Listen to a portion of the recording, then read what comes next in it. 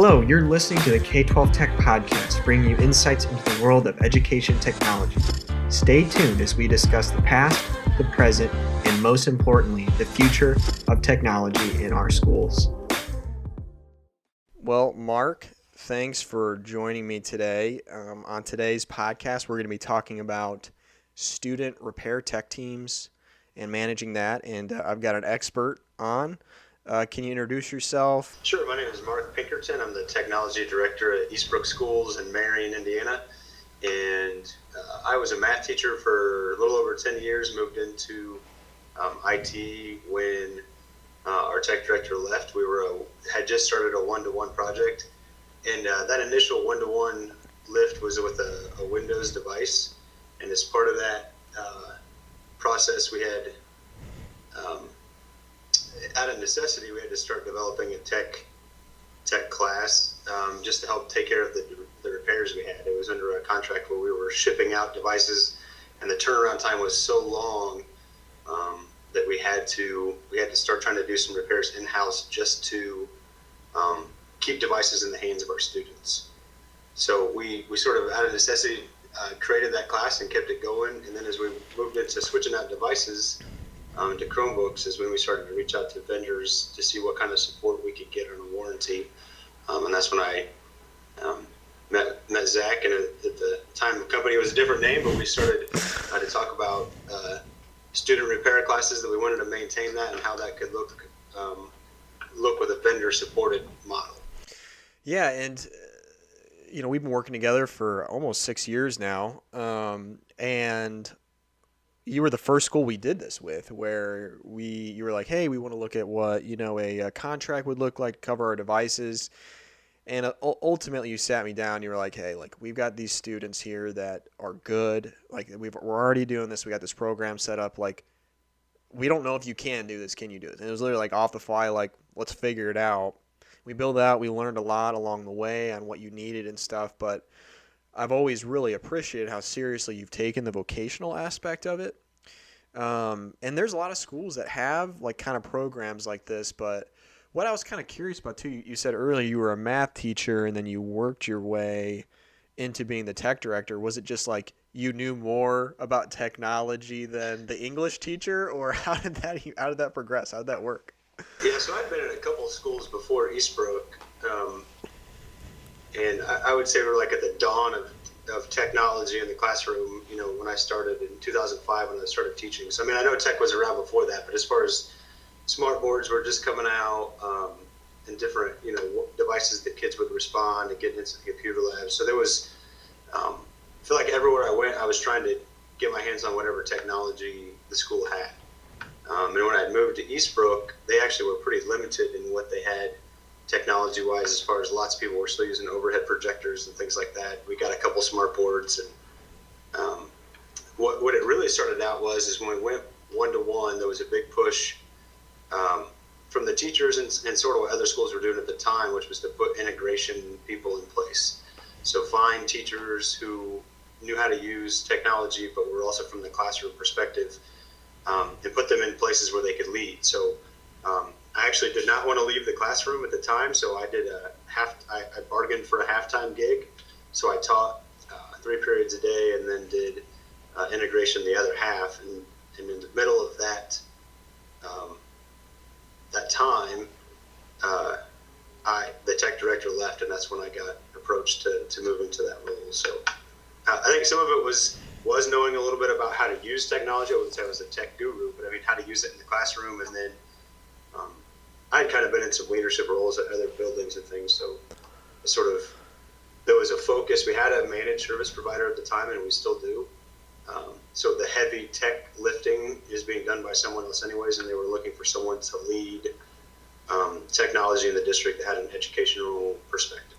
Yeah, and it seems like that's a big move that I'm seeing like across kind of the United States of these leadership roles. It's not always the person who has the most, networking experience or, coding experience, but really finding like, all right, we got a teacher, we can send them to additional training, but someone who knows how to speak, bridging that gap between the high-end tech people and then also, down to the teachers and the students.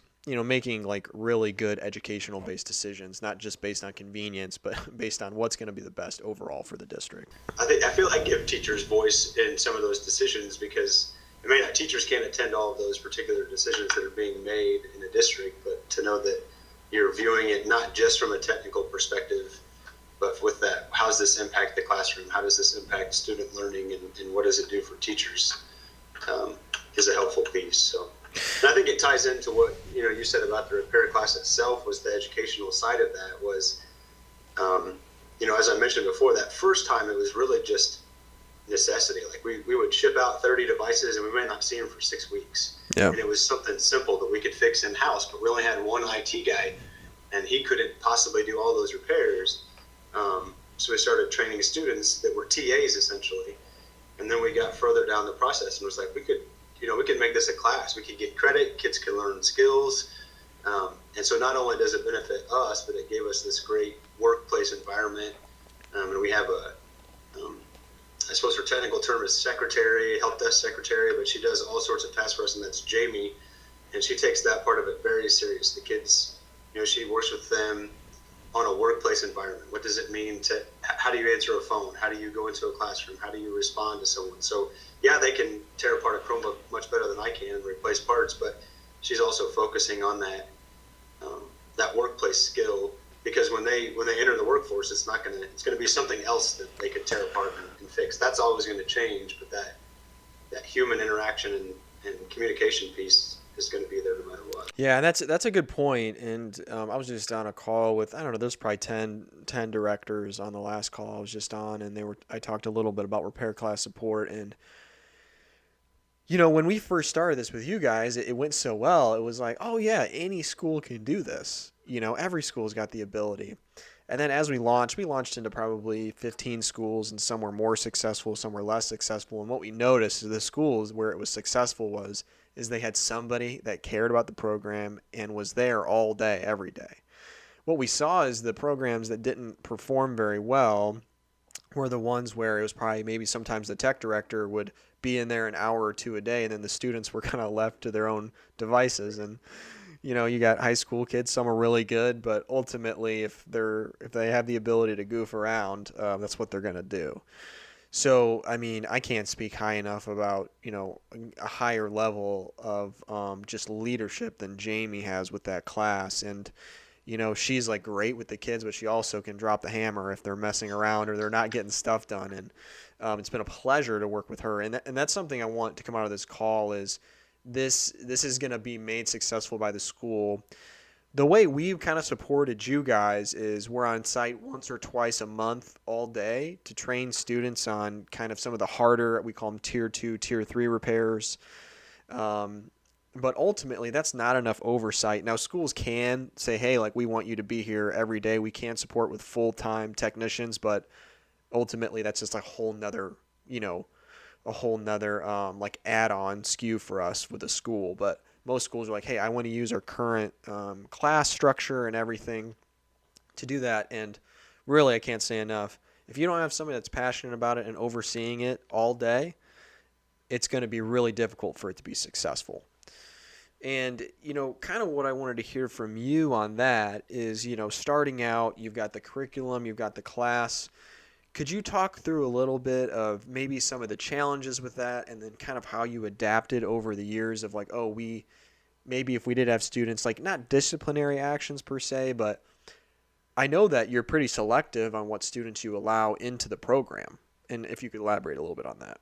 Yeah, so we do interviews. Well, I guess first of all, like structure-wise for us, is that we tend to have at most a couple times we've had 3 kids a period. So it's not a class of 15 kids.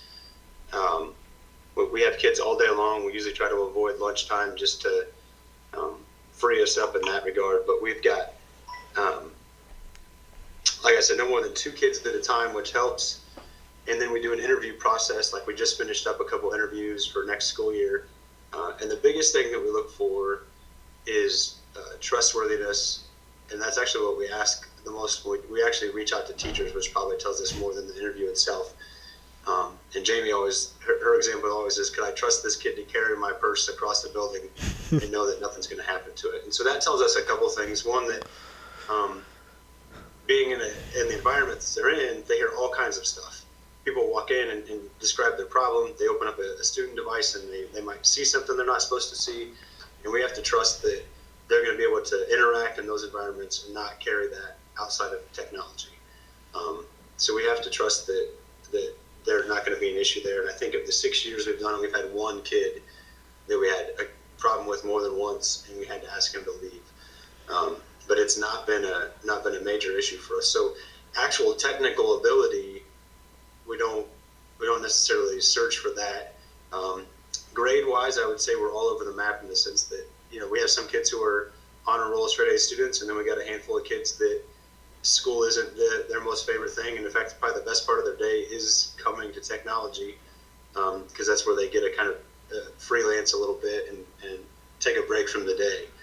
So that grades aren't necessarily a big factor for us either, but we do trustworthiness and want to make sure that they're engaged. And usually when we get a student, they stay with us unless their schedule just absolutely, as they get to junior or senior, prohibits them because of other classes they got to take. But we have a lot of kids who start and then just stay with it for 4 years. So. Yeah, that's a really good point. And just for like the people listening, if you're thinking about starting one of these classes, you can't think of it. You almost need to think of it like a small business more than a class. Because just kind of like what he said, the interview process, every school that's been successful, they have an interview process. I had one of my schools, they used it kind of like a dumping ground for, they have got a couple of free periods, we're going to send you here. I can say with relative confidence, you probably want to keep your higher grades the better. We had one school that used some middle school students, and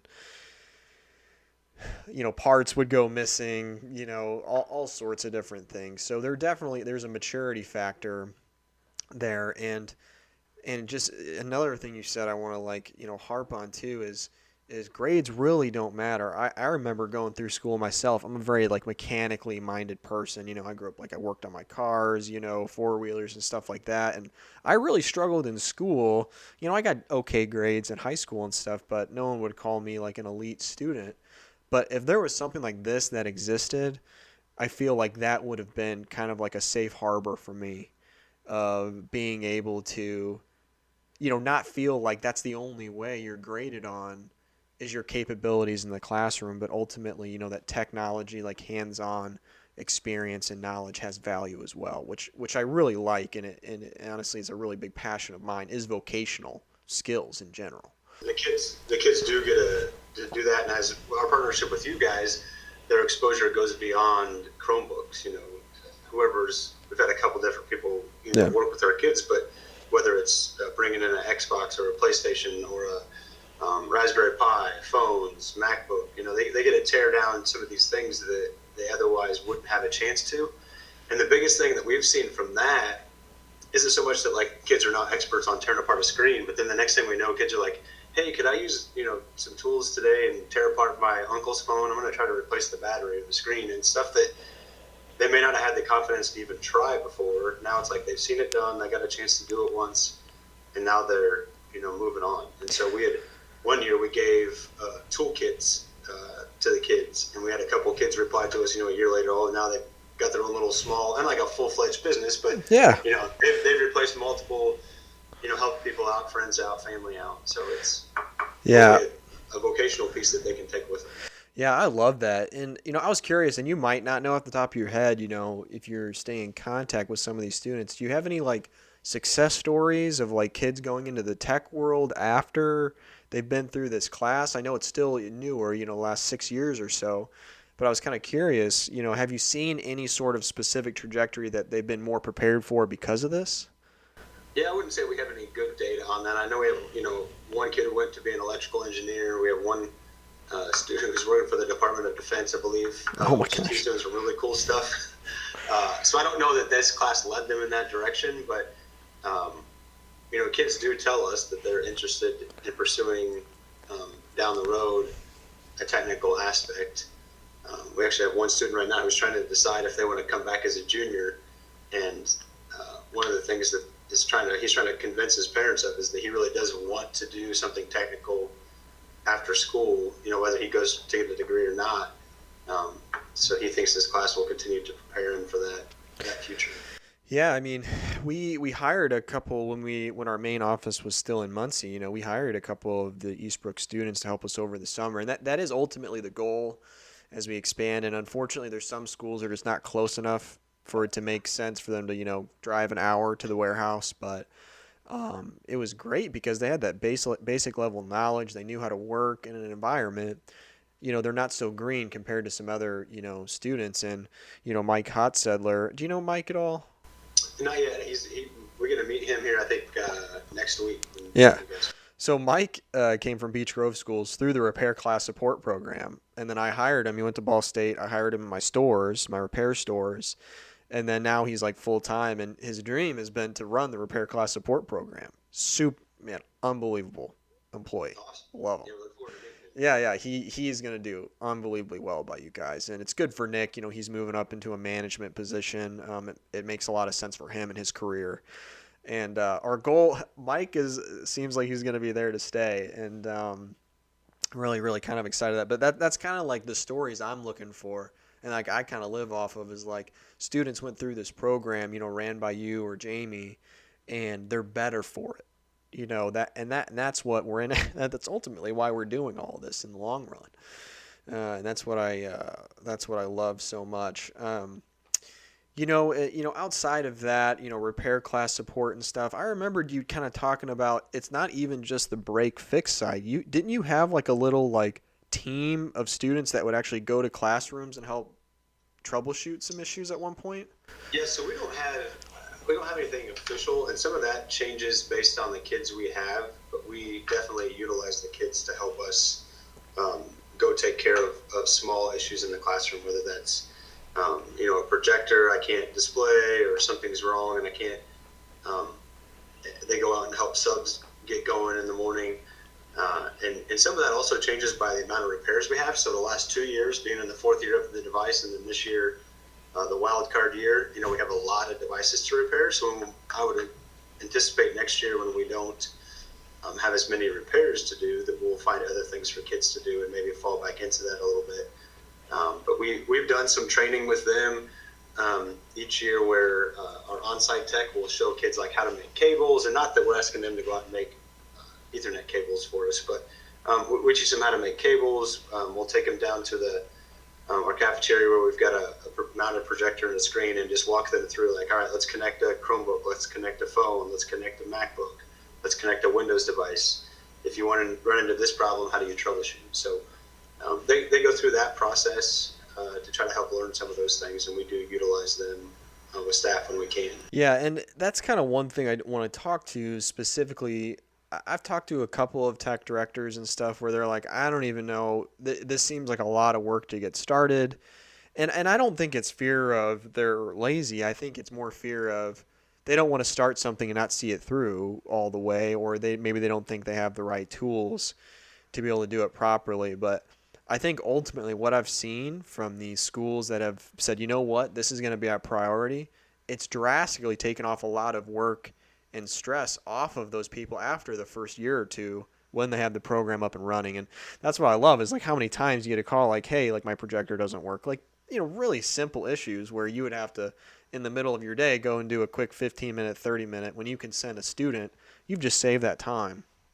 But you are right. It is kind of dependent on the student's capabilities as well. Yeah, and we have, I think we've got 12 kids right now. So we've got 12 walking IT students in the school, right? So like if something is not working in a classroom, they may not even call us because that kid's in that room and handles that situation. We don't even know about it. Yeah, that's a really great point. I love that.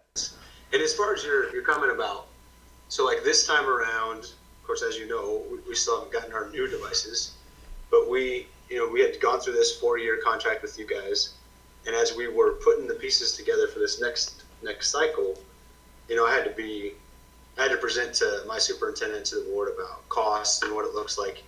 And it was, this idea, because we've got some neighboring schools who just do the depot piece where Yep. they stack them up, and whether it's you or someone else comes and picks them up, and they drop the old ones, the repaired ones off.